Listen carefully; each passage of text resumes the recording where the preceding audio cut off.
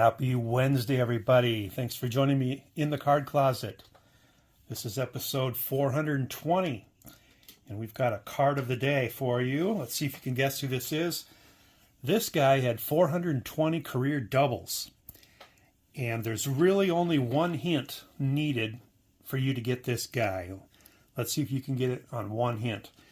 He played 1,915 games alongside Alan Trammell. If you need more clues than that, his rookie card is 1978 Topps. He played 19 seasons with one team. He was the Rookie of the Year in 1978, three-time Gold Glove winner and five-time All-Star at second base. He was a world champion in 1984 with the Detroit Tigers. In the 1985 All-Star game, and I remember watching this on TV and seeing it during the game, he forgot his uniform in Detroit before getting on the plane. So when he got to Minneapolis for the All-Star game, he had to buy a replica Detroit Tigers jersey from a vendor at the stadium, and he wrote with a black marker a huge number 1 on the back. He had to borrow a batting helmet from a Cleveland Indians teammate for that game, and he borrowed a glove from Cal Ripken Jr. Do you know who he is? Nickname is Sweet Lou, but I think everybody in the whole world that I've ever met named Lou is nicknamed Sweet Lou. Yeah, Lou Whitaker. Here he is in his 1985 Topps card.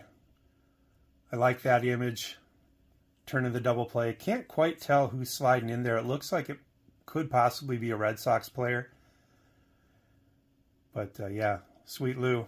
Started out as a third baseman in the minor leagues, but they thought he and Alan Trammell had such a good thing going together that they switched him to second base so that they could be paired up the middle, and they made their major league debut on the same game.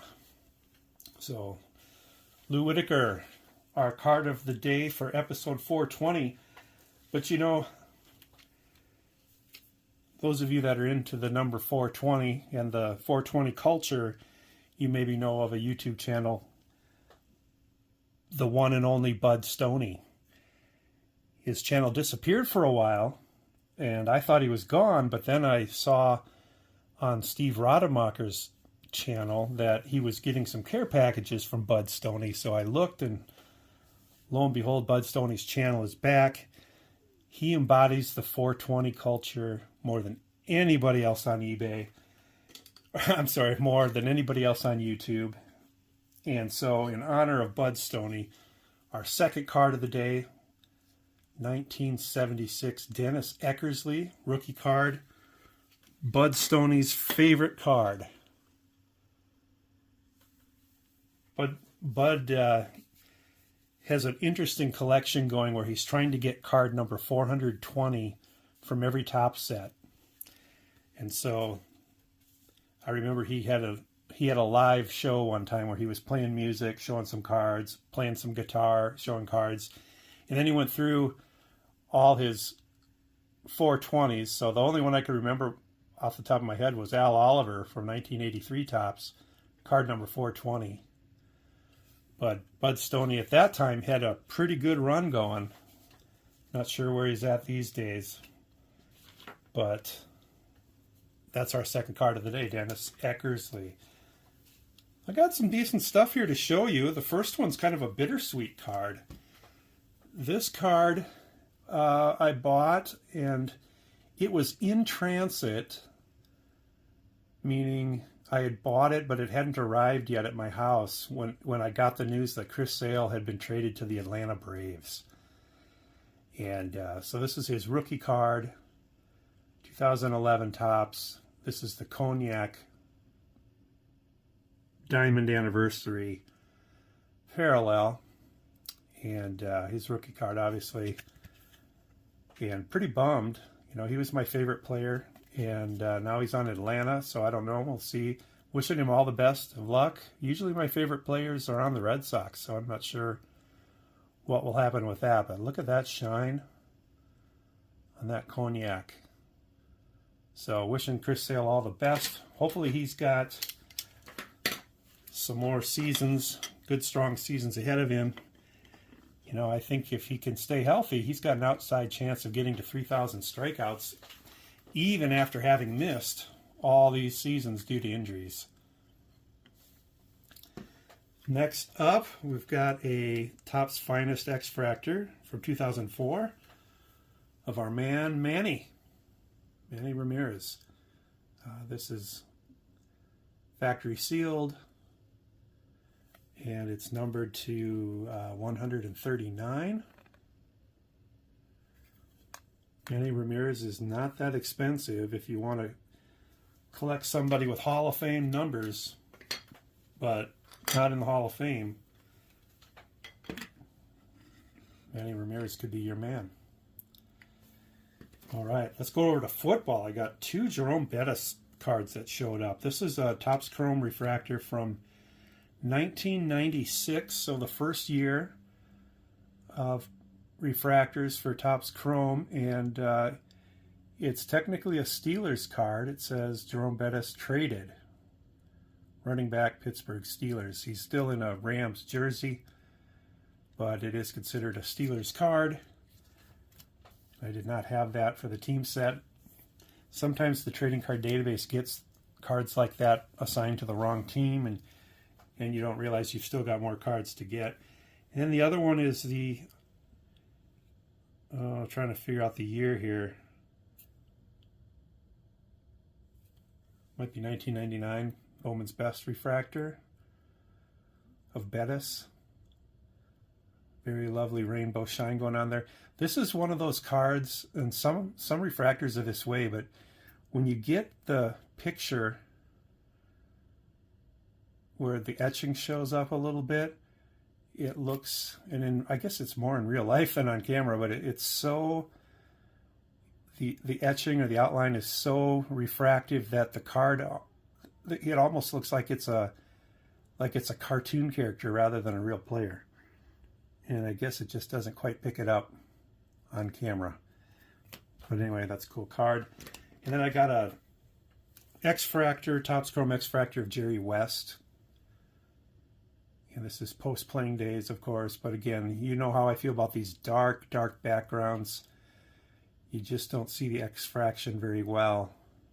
You can see it a little bit down there, but from his knees down, you can see the X-Fraction in the crowd pattern there. But just very, very, very light otherwise when it's black. So that is Jerry West. I won a contest a while back and got the prize in the mail a little while ago. Just haven't gotten around to showing it yet. And this is Angry Old Man was having a contest. Eric, congrats on winning the Andy Russell photo. This is late getting to you. Thank you for supporting the channel. Keep your great videos coming. The best, Ed, Angry Old Man. And he was having a number of prizes that he was giving away. And I figured that if I took a swipe at one of the least popular, because he was giving away each prize, and you had to kind of put your name in for the prize you wanted to go for, and I put my name in for the one that I figured would have the least competition, and it was also a Steeler, and I won it. So this is Andy Russell autographed photo here. Looks like it's probably 8.5 by 11. But man, I love that. Andy Russell, around for the first couple Steelers Super Bowls. You know, he started way back in the 60s, mid-60s, early to mid-60s, and retired before Super Bowls 3 and 4 that the Steelers were in. But he was there for the first couple. Great linebacker. Of course, it made room for Jack Ham, Jack Lambert, and that bunch. But he was their veteran guy that they learned from in their early years. So really appreciate that, Ed. Love that photo. I need more stuff like this. I just don't have enough things like that that I could put up and kind of decorate around the room with. And Ed likes to end all of his videos with a salute to a flag, a country's flag. And so I'm going to do the same in my video with a couple cards that I got last week. 1956 Flags of the World set. This is the first time my wife actually said, hey, I'd like one of those, because my wife is Swedish and I am Norwegian. So we picked that up. I think I told you before I'm learning Norwegian on the side, so it's kind of interesting for me to see this, you know, how do they say these different things. Good dog, which, you know, it's close phonetically. It's actually good dog. And Van is right. Tak is actually tuck, T-A-K-K. Azure is azure. So it's really close, but it's kind of interesting. But anyway, in angry old man fashion, we will end this video saying hello to the people of Sweden and Norway.